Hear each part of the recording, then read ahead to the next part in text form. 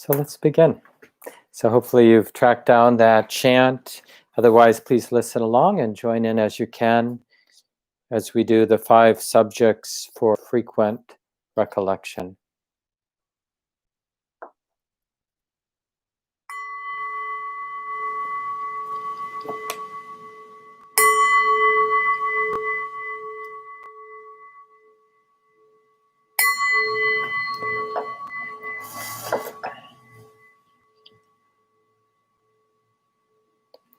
I am of the nature to age. I have not gone beyond aging. I am of the nature to sicken. I have not gone beyond sickness. I am of the nature to die. I have not gone beyond dying. All that is mine, beloved and pleasing, will become otherwise, will become separated from me. I am the owner of my karma, heir to my karma, born of my karma, related to my karma, abide supported by my karma. Whatever karma I shall do, for good or for ill, of that I will be the heir. Thus we should frequently recollect.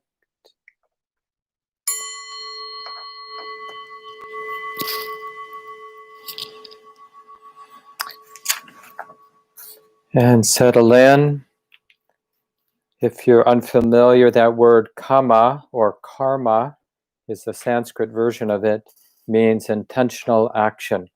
And how what's showing up in our hearts right now is related to the impressions left by previous intentional actions. This is what we feel as we move through our lives. Really powerful reflection to take up, make a copy, put it on the nightstand. Not in a way that we force ourselves. We can ruin these simple, useful rituals, spiritual rituals, by turning them into a should, like this is what I have to do to be a good Buddhist or something like that. But to see how we can naturally water the curiosity, just to be curious, like what is the effect of bringing these 5 reflections to mind? What kind of person do I become after having spent 5 minutes reflecting on these 5 truths really for our lives? And just let that pragmatic effect sort of support the new habit of using those reflections. So we take our time. It's just so interesting at the beginning of a meditation period like now, how we might, out of habit, want to take up some meditation affect, like this is what I look like, or this is how I sit, or this is what I do with my mind when I'm meditating. And none of that is, of course, bad necessarily, but just to be interested in the whole setup. And to keep it really light, and even having a sense of humor as we observe how we get ourselves ready for a meditation period. Because we can check right now, even if we're still settling into our posture, that even now, quite naturally, the mind is capable of recognizing that this is being known. That this capacity to be aware with wisdom is already here. It's not something that you or I do, actually. It's more something that we're training the mind to recognize that this moment is being known, being felt. What really helps develop some momentum, so-called progress in our meditation, is sensing right now, and of course in any moment, formal or informal meditation, but to sense the simple goodness, rightness, pleasure of being present. There's something that feels subtly but very deeply right about being connected first and foremost with this experience of embodiment right here, right now. There is this sitting body, and it's like this now. Not the idea of the sitting body, but this very alive, very real, very wild movement of sensation that is the body.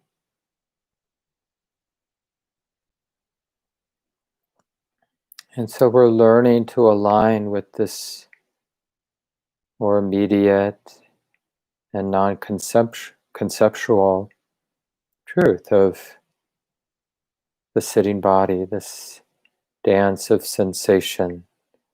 And of course, not all the sensations that are coming and going now in the body are pleasant.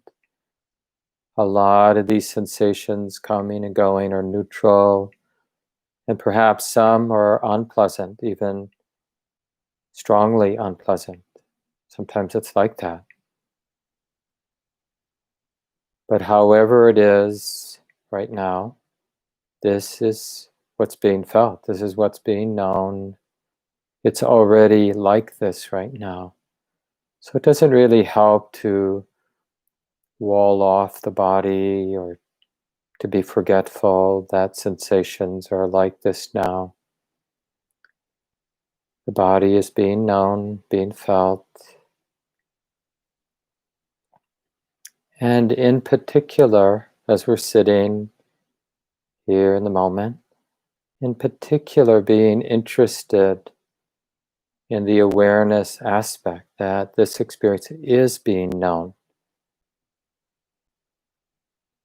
This very natural activity of knowing. Now, of course, this is subtle, and we only know the knowing mind because things are being known. So don't do somersaults trying to grasp the knowing mind. It won't work. It's more about being intimate with the simple reality of being here now, and keeping in mind, being interested in this moment being known, is being known, is being felt. Naturally, and in a sense, effortlessly. You're not making the knowing. You're not doing the knowing. You're noticing that this experience, this activity of the body, and also, of course, the activity of the mind is being known.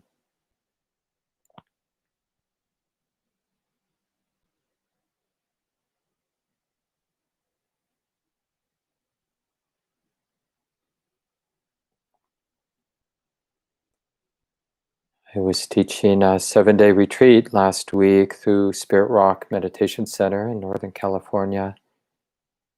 One of the retreatants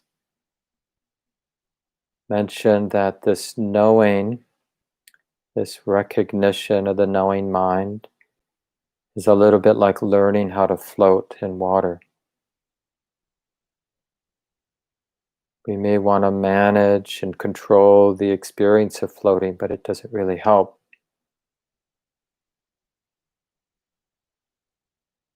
What does help is remembering, trusting that the body already has the nature to float. Just like now in our meditation, we're remembering and trusting that the mind already has the nature to know. And so we're just keeping that in mind, that capacity to know. We're keeping it in mind, we're not forgetting it. Oh yeah, this is the knowing mind, knowing the experience of the sitting, breathing body, and also knowing every other aspect of the present moment that comes and goes, sounds, sights, emotion, smell and taste to some degree. So let's continue together now in silence.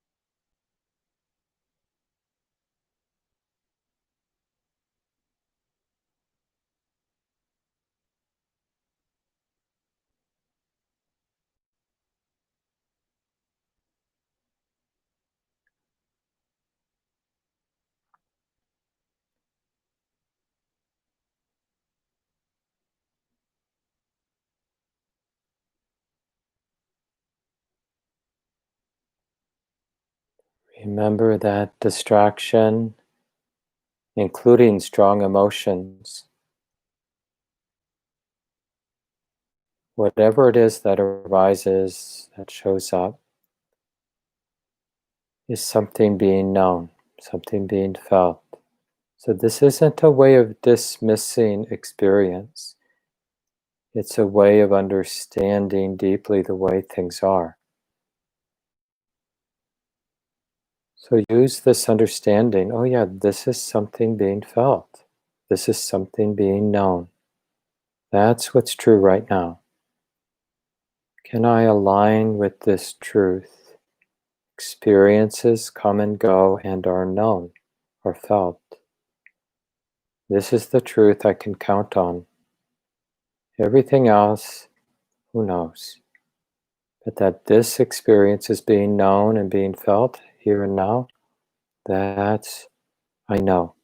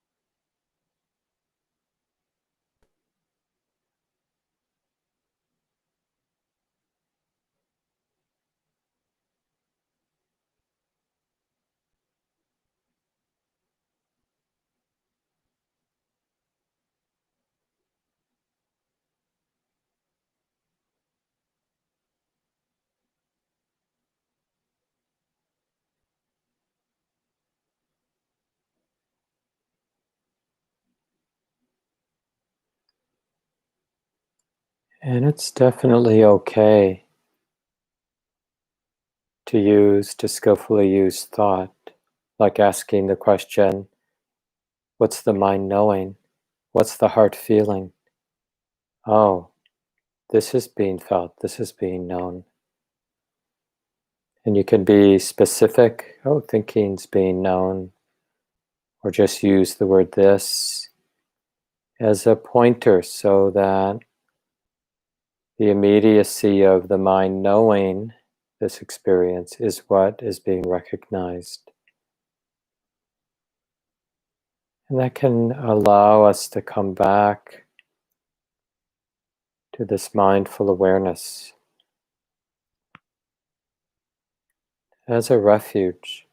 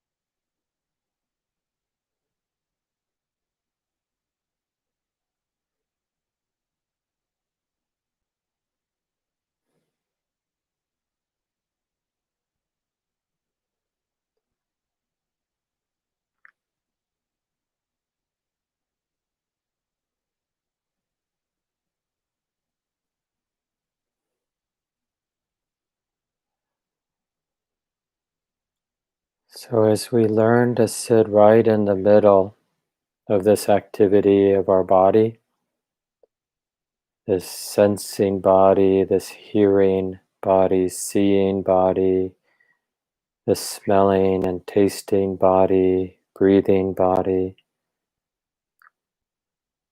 As we learn to sit in the middle, then it's possible to also be aware of sitting in the middle of this feeling heart, this emoting heart, this numb and broken heart, wounded heart, angry heart, lustful heart, all the truths of how the heart moves and feels. And even sitting right in the middle of our wild, hurting world, all the beauty and all the injustice swirling and moving in the so-called outside world. Really want to sense this growing, deepening capacity to be right in the middle, this growing and deepening capacity to be unafraid,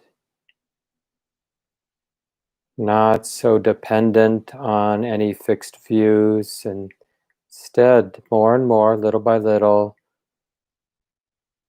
taking refuge in being open, this actual sense of curiosity,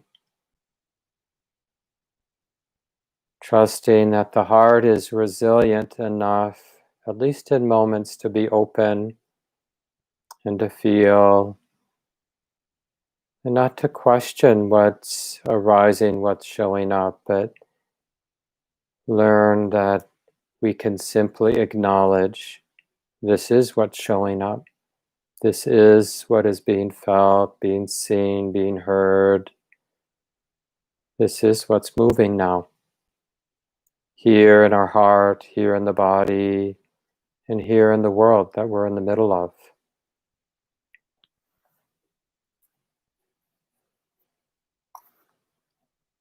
For a long time, my teachers have been telling me that this coming and going here in our experience is nature, not self, not really that personal. Totally, completely our responsibility to be intimate and responsive, but at the same time not personal, not self. It's the conditional unfolding here, right now, of our body and mind and of our world. And we can ask over and over again in a sincere and a kind way, we can ask, does it help? Does it do any good? Does this moment require the grip of hate, the grip of greed, the grip of distraction? Does it help in any way? Of course, it may be understandable that we have greed, that we have hate, that we want to distract ourselves. Right? But we can still ask, is it helpful? Is it contributing to my well-being or the well-being of anybody? The more and more we see this moment, the activity of the body, the activity of our feeling hearts, the activity of the world around us, the more we see this in terms of being responsible and being impersonal, this allows for a deeper balance. And from that place of balance or equipoise, then it's possible for our heart to respond more fearlessly, more creatively, and beautifully to whatever the moment, whatever would be helpful in the moment, one moment at a time. This is how we address our own suffering and the suffering in the world.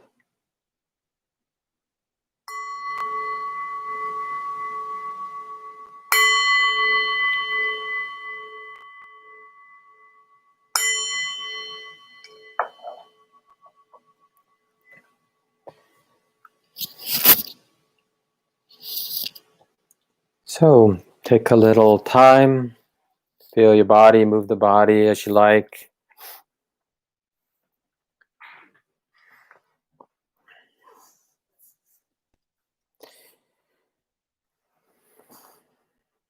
I have to use my imagination. I know you're out there.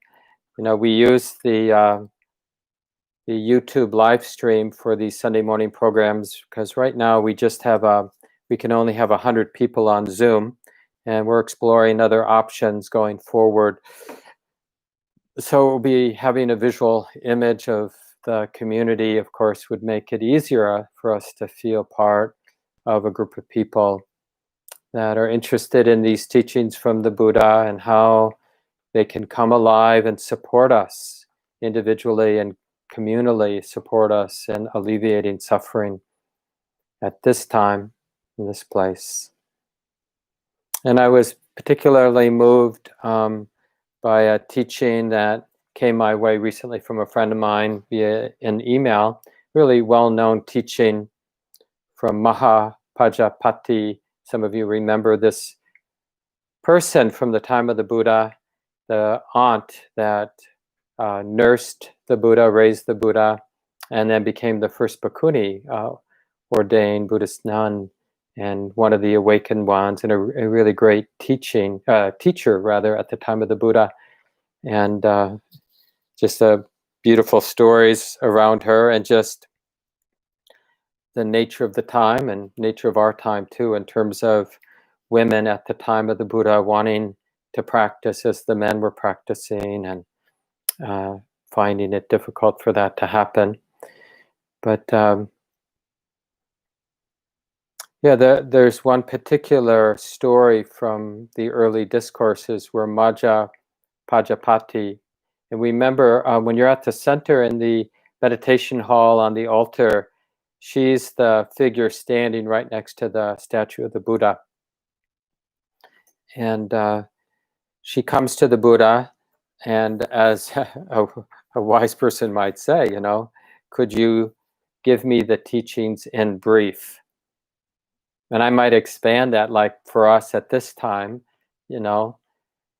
because complicated things, our eyes tend to roll over, and we have this very, I'm not saying it's wise, but this very strong sense, like I don't have the time for complicated, involved instructions. Give it to me short, give it to me direct, give it to me in a way that I can use it.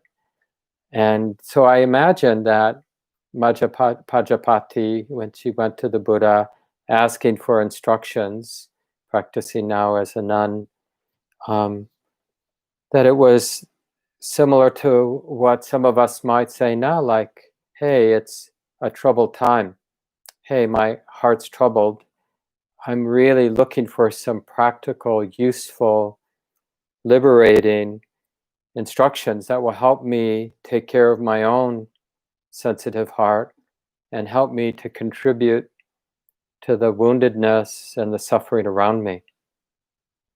Right? And not to even see those two things as necessarily different, taking care of my own heart, showing up for the world around me. Maybe it's useful for us to hold that, like what's useful for me and what's a way for me to contribute and support, do my work in the wider world, that they're not actually two different practices.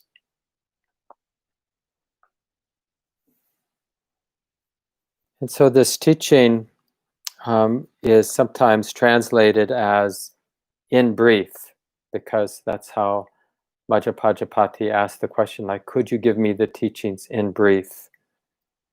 It would be good if the Blessed One would teach me the Dhamma in brief, such that having heard the Dhamma from the Blessed One, I might dwell alone, secluded, heedful, ardent, and resolute. Go for my morning sit, go for my retreat, and really use that time in a way that allows me to show up in the world. And this is important because we always hear that part of like doing my daily sit or doing a retreat day or even several days of retreat as if it ends there. But then, of course, evidently, as the story goes, she lived to be 120, and was the eldest nun, basically the leader of the nun community in those early years at the time of the Buddha, and a beloved, revered teacher for so many, living in this very austere way, wandering from village to village, not really having a set location, and just teaching whoever shows up. So that's called, that's a life of engagement.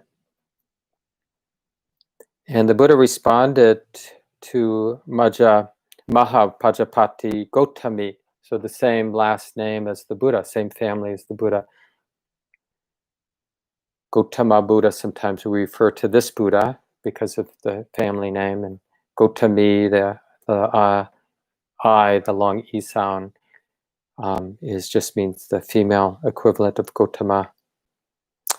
Gotami, the qualities of which you may know, these qualities lead to passion.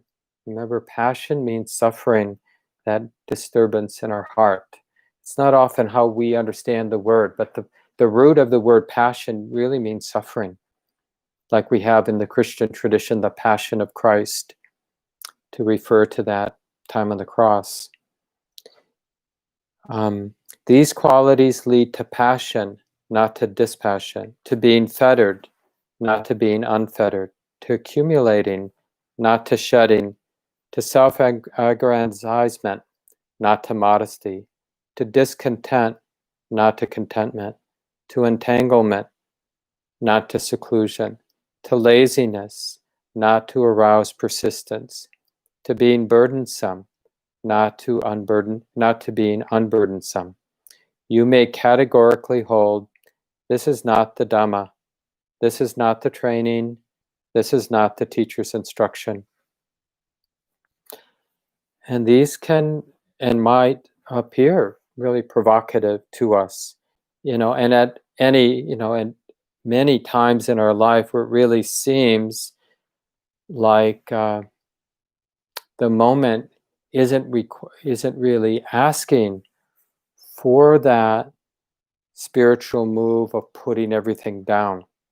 It really seems to be asking for engagement. And I think the reason I thought it might be useful for us to look at this set of teachings is to, in a sense, step back and ask the question, well, what has life taught us? So not just theoretically, but actually in terms of what we've actually learned from life.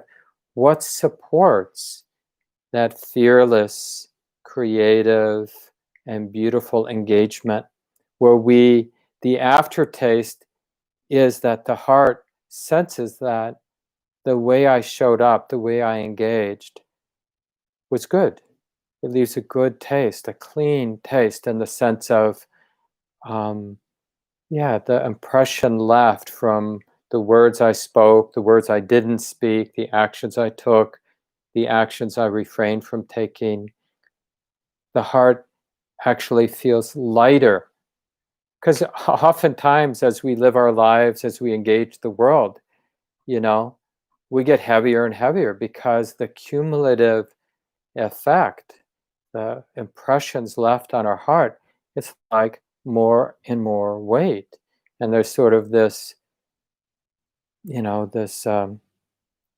breaks my heart to think of it, but, people living their lives and accumulating not wisdom and not freedom, but as the years, decades go by, people accumulate that weighted, bound up, oppressed heart. And when we're hurting, when we're oppressed, when we feel and are identified with being burdened in life, well, the deep, not so helpful instinct is to want to make other people hurt. It's sort of a strange and unfortunate tendency of our heart to not want to be alone when we're suffering. And we tend to strike out or spread the pain. So this is, like I said, it may feel provocative to get these instructions. So I want to unpack them a little bit and really unpack it from this place of humility. That knowing that we don't often know with great clarity how to alleviate suffering, right? That actually supports being a more powerful learner, knowing that we don't know. Because actually, then we're going to be willing to listen and learn from success and from mistakes. And like all of our work, we want to begin from this place of humility. And one way to ask the question, to kind of bring in this heart quality, is just to ask the simple question: am I deserving of love? Is this heart, this wounded or numb or angry or whatever kind of heart we're experiencing right now, is it deserving of love? Does this heart deserve to belong here in life, in this life, at this time? I'm not saying we do feel like we belong or that, we have safety. I'm asking the question, does it seem right to ask, to try, do my best to uncover love, to discover a sense of belonging, to discover or uncover a deeper healing? Because we need that, at least that little thread, that little window that, yeah, I'm deserving of this. And then going to what I was saying earlier, we want to expand the question and to really feel into this directly now, like, are we all of us, even the so-called evil ones, the people we despise or the people we think are causing suffering, are we all deserving of love? Are we all deserving the deepest healing that's possible? Do we all have, in a sense, some rights to belong in this moment, in this world, this messy world? You see, it really changes how we approach the work of taking care of our suffering and the world's suffering. When we realize that I'm deserving of love and healing and belonging, you are deserving of real love, safety, healing, belonging. I don't know how it's all going to happen, but I have some real confidence that this is how it should be, that we should be moving in this direction. So there's both the humility, but also a real sense of being grounded in what we do know, right? Like, I do have some clarity, some conviction, some certainty even, that we're deserving of love and healing, that it's a real possibility for this heart and for this world.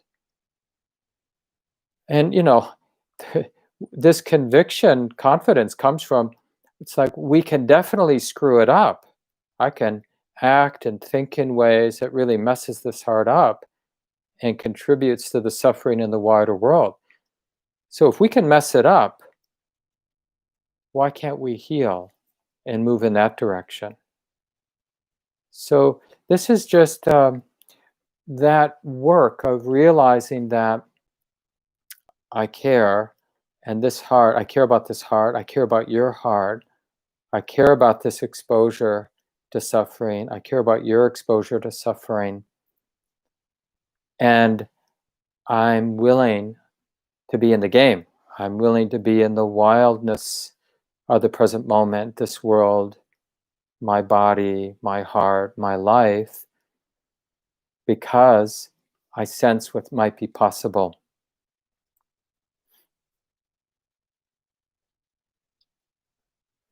I don't know if people have caught this. We'll send the link out in the weekly email tomorrow, but Shelley Graff, the Associate Director at Common Ground, and our beloved staff Dharma teacher, along with myself, was interviewed on the 10% Happier podcast. It's really a great podcast. Dan Harris, who does the interviews, has interviewed some of the real spiritual greats, including the Dalai Lama and Mingyur Rinpoche and Joan Halifax and Sebene, and I mean, just in the last couple months alone, Lama Rod Owens, and yeah, just some great interviews. I encourage you to listen, and especially to listen to the podcast where Dan Harris interviewed Shelley.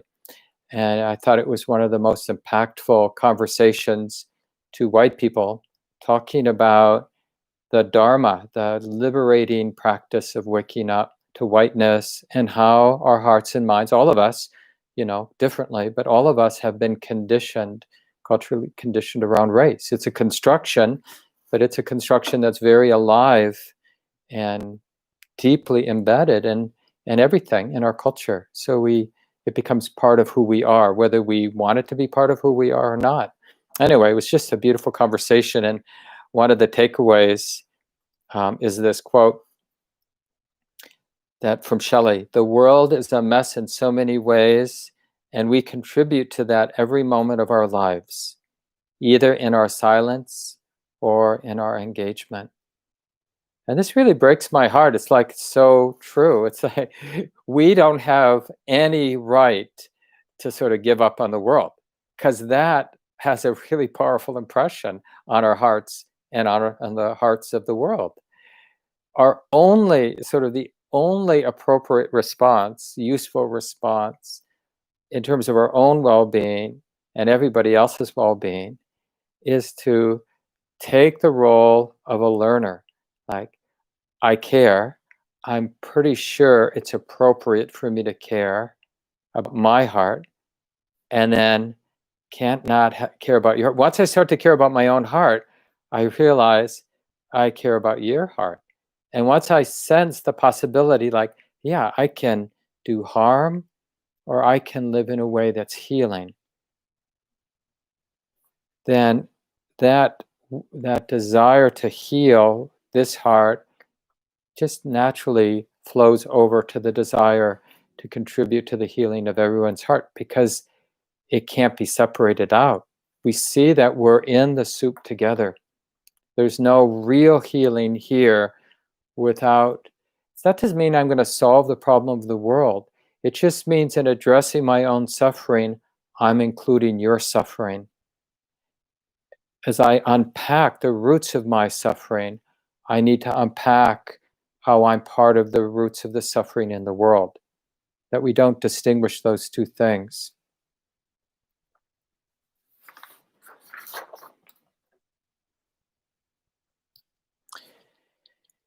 So when we realize our sort of personal predicament, it's easy for us to kind of get obsessed about the woundedness of it. And I think it's important, all of us, to turn the corner a little. It's really always true in Dharma practice. It really matters what we pay attention to.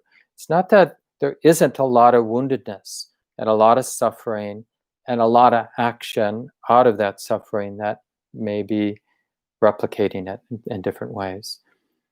So instead of focusing on the woundedness, we want to focus that on the natural capacity for healing in our heart and in our world. And it's not taking the attention away from the woundedness. It's like when we look at the woundedness, we see something else. Like some of us, because we're here in Minneapolis, we've Gwen and I have several times now gone, on some of the marches, but also a lot to the area where George Floyd was killed. And just a block or two away, they've got this beautiful memorial in this open field of all the people, I'm assuming mostly African-American people, who have been killed by police over the last couple decades. And there are a lot of people, and it's so impactful to see the name, read the name, the dates, the age of the person, the location, the city where it happened, or place where it happened. Anyway, so we've gone there, and this is a perfect example. Like, you can go to a place like that where something terrible has happened. We can be reminded of injustice, and the mind can kind of get obsessed with how unworkable it is or how bad it is. Or the mind can start to sense right there in the space the seeds of healing, the seeds of transformation, the seeds of resiliency that we see in those spaces. And the functional question is, what is helpful to pay attention to when we engage any kind of suffering in our hearts, in our worlds? When I pay attention to what, does the heart feel more enlivened, more willing to do the stuff of life and to walk this path of liberation, moving in the direction of greater wisdom and compassion? And it's really always that functional question, like what's helpful? What's actually helpful here? So let's just look at some of these suggestions from that conversation between the Buddha and Prajapati Gotami, this aunt of the Buddha, this elder, and the Bhikkhuni Sangha, the lineage of enlightened Buddhist nuns. Prajapati, one of the first and one of the great teachers in the early years of the Sangha. And so the Buddha tells her that that when you are practicing, when you're living in a way that orients around dispassion instead of passion, you can feel like, oh yeah, this is the way. So what is dispassion? Dispassion is that sense of great space in our heart that sees what's moving, sees what's going on around us, sees the hate, sees the kindness, sees the delusion, sees the clarity, in our own heart and mind and those around us, and isn't confused by it because it sees it as, in a sense, belonging. Oh yeah, sometimes the world is this way. Sometimes people are really afraid. Sometimes people are really self-righteous. Sometimes people have great penetrating clarity and they can really help everyone around them see what we're not seeing. Sometimes it's like this. And that's a really powerful phrase that allows for dispassion. Because otherwise the habit of the mind is to fall into the deep groove. Okay, I'm knowing something, how do I react to it? As opposed to seeing, experiencing something going on around us or in us and realizing, oh yeah, sometimes it's like that. It kind of is a deep, deep normalization that whatever might be arising in our heart and somebody else's heart in the world, oh yeah, there are causes and conditions for why this is arising. I'm not saying it's good or bad. I'm just saying, yeah, sometimes it's like this. How do I know it's sometimes like this? Because it's like this right now. This is what's showing up. And it really starts to create space for a more creative and when necessary, useful, a fierce and fearless response to being unfettered, not to being fettered. So how to be right in the thick of our own healing and the work in the world, how to be right in the thick of it without being entangled or fettered, burdened by it. And this is, of course, requires the deepening of wisdom, where we can be around our own confusion without being confused about it. And, we've, all of us, in our own way, but, just because it's in front of us in more stark ways these days, as a white person and someone really committed to doing my work as best I can, and being unfettered, it's like, for me, a lot of it is when I start to unpack how this heart, this mind has been conditioned in this culture, like around my race being white and all that, all the sort of intricacies of that kind of conditioning, being unfettered. So it's like one of the instructions white people give to white people, right, is like, shame and guilt is a way of avoiding. It's just another way of being fettered by the inherent biases and tendencies of our mind around gender, around race, around class, around any of our fixed and mostly unconscious tendencies. And all of us, you can, depending on your own location, you can just interpret this according to the way that your heart has been conditioned. And being unfettered means the alternative to being unfettered means that everything gets to move and be seen. And we're not looking for a way out. We're looking to be free with. We're not looking for some like me that I can be so I'm free from suffering. I'm really looking how to be free with what's moving in the moment, with the uncertainty, with the humiliation, with the guilt, but not gripping, not fixing on anything, because it sort of stops the healing process and the awakening process. The Buddha's instructions continue to shedding, not to accumulating. Right? So it's not about me becoming somebody who's done with the work. Right? We become the person who's totally fine doing the work. And then if the work ends, who knows, if that happens, but that's fine.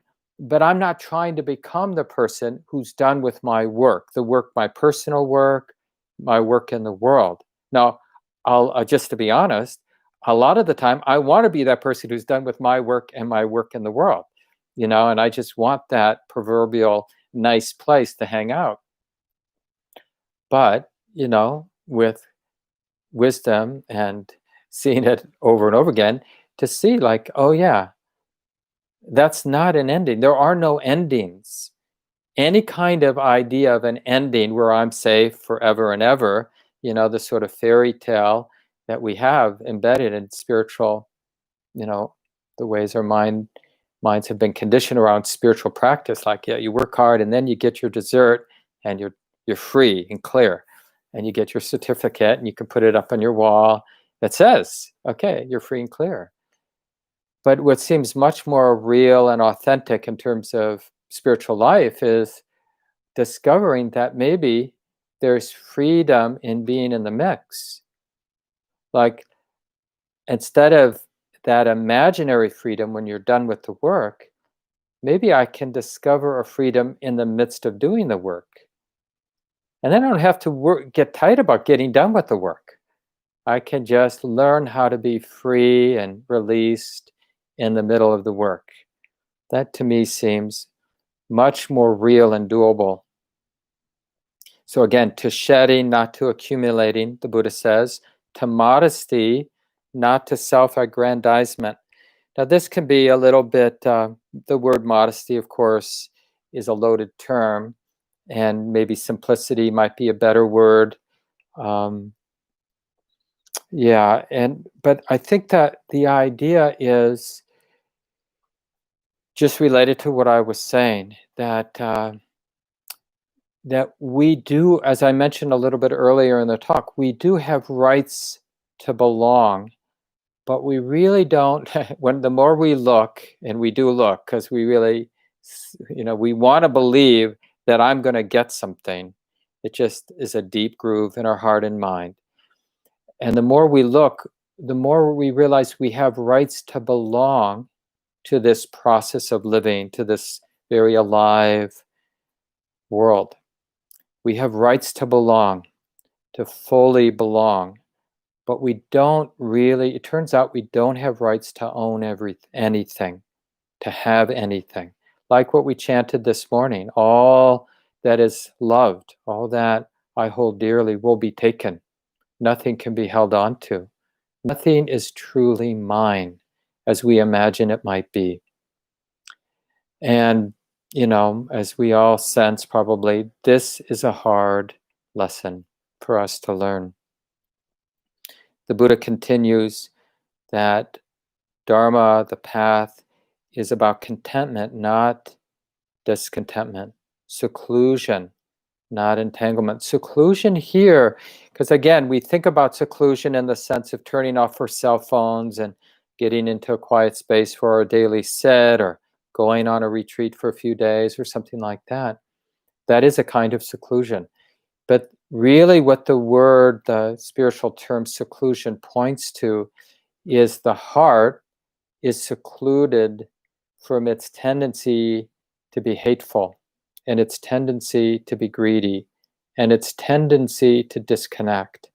It's not falling into those deep grooves, to be averse, to be greedy, wanting something for me, to be deluded or disconnected. It's not, so it's secluded from what hinders intimacy. And the thing about those habits, we're deeply conditioned, our hearts deeply conditioned to engage through hate, through greed, through distraction. That's the tendency of the mind, and it's always entangling because the heart isn't fed in the sense of deep belonging. When we seek it through hate, seek it through greed, seek it through distraction and disconnection, we don't get fed with the one thing that we have rights to, this entering the stream of life and belonging in that stream. So the seclusion is like knowing what is the way and what's not the way. The opposite of seclusion, like being secluded from greed, anger, and delusion, is being entangled with greed, anger, and delusion. And basically planting seeds for our own suffering and the suffering of others. And the last two here, the Buddha says, to aroused persistence, not laziness, to being unburdensome, not to being burdensome. So first, this aroused persistence, because once we deeply sense that there's a way to address my own suffering and the suffering in the world, our heart feels energized, enlivened. We don't want to go back to sleep. We don't want to fall back into habits, autopilot, because the heart deeply feels now it matters. How I show up, showing up, being intimate, learning the very hard, because of the force of habit, the very hard lesson of non-attachment.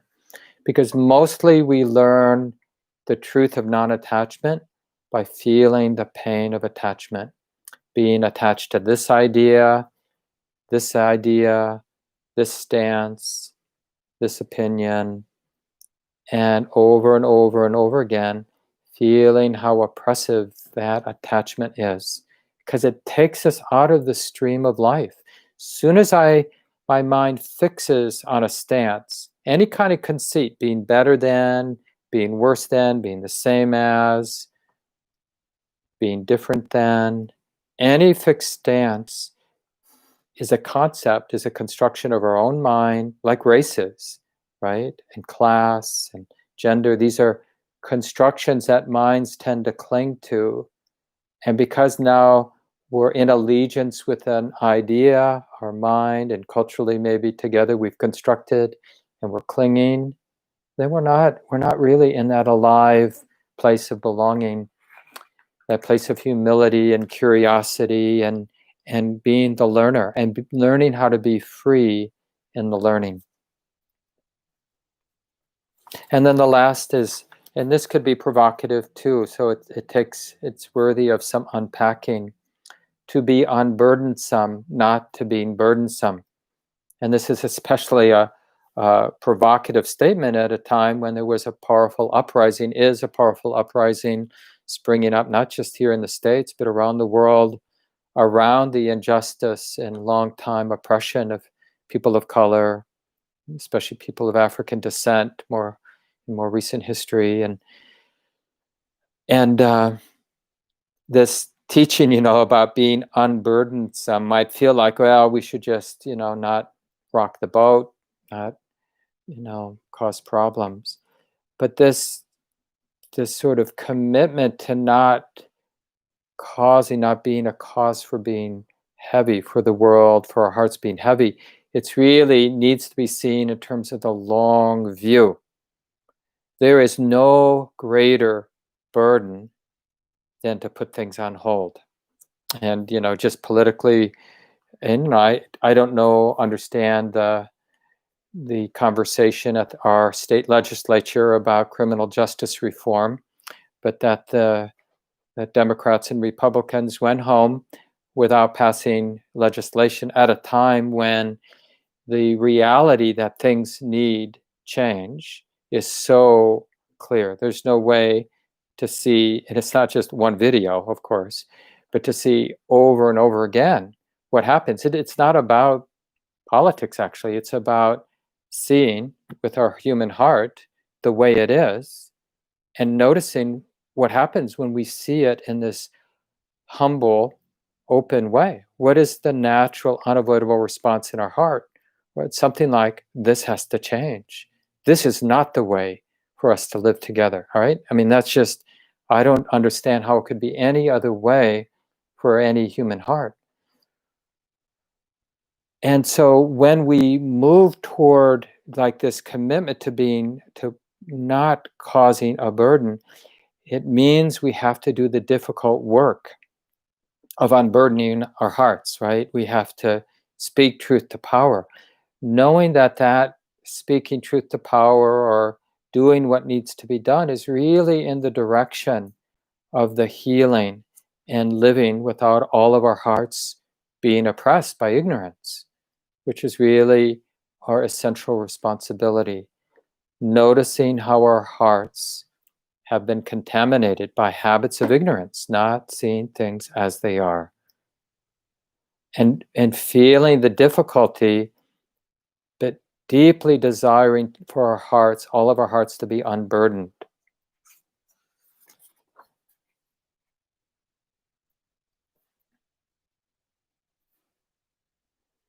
We just have a couple minutes left with a simple, very simple, but very powerful teaching from Thich Nhat Hanh, this powerful Buddhist monk and longtime activist. He was a, really advocate for peace right in the middle of the Vietnam War, hated by both sides, the Viet Cong and North Vietnam and the South Vietnamese government and the US government. And so when he went to protest at the Paris peace talks in the late 60s, they didn't let him back into the country, which was a real boon for the West, because Thich Nhat Hanh ended up teaching in the West for many decades. He's now back in Vietnam as a very old man, probably close to death, certainly in the last years. And just the wisdom that came from really caring and being in the middle of such a profound tragedy of what happened in Vietnam over those many years. And his statement is something like, forgetfulness is the only real enemy. And I can see this both as a deep, deep truth for all of us who care about the suffering in the world, and just as much a deep, deep truth for anybody just addressing the suffering in their own heart. There's only one enemy: forgetfulness, or the absence of intimacy, the absence of finding our way. And no one's saying it's easy. Finding our way to trust being connected, finding our way to open. And remember that way of connecting and opening and feeling in, opening up. We have to find our own way. It's not like going right to the middle of things always, because sometimes, and maybe not even uncommon, sometimes opening right into the middle, it's just too much. There's too much pain, too much ancient trauma, who knows what one will find. So sometimes it's really knowing, what can I pay attention to in this moment? What's here and now in this moment? Well, I can notice that this person over here is happy. I'm going to pay attention to that. Oh, I can feel this part of my body. Okay, I'm going to pay attention to that. I can feel the sunshine on my skin. I can sing a song. And this is the ancient truth. I mean, human beings have been helping people, just like a mother might hold a child who's feeling really hurt and hum or sing, right? Well, the child can take their attention off of the pain for a moment and feel this being held by the mother, and the music and the song and just the vibration of the singing even. So we all have to find our way, and we have to help each other find our way. So we're cultivating this deep trust in opening and connecting and intimacy, little by little, finding our way to trust it. So we trust it when it's relatively simple and neutral, and we're more apt to be able to trust it when it's not so neutral and it's hot and difficult to be with. We'll keep unpacking and applying these teachings from the Buddha, which for me are so relevant, especially at this time, but I'm sure all times. And of course, they're not even the Buddhist teachings. I mean, yes, we say they're the Buddhist teachings, but the Buddha was a human being who did the hard work of stabilizing his mind and heart so it could feel and open and see things as they are. And he had this uncanny ability to articulate what that was like to be open and clear and intimate.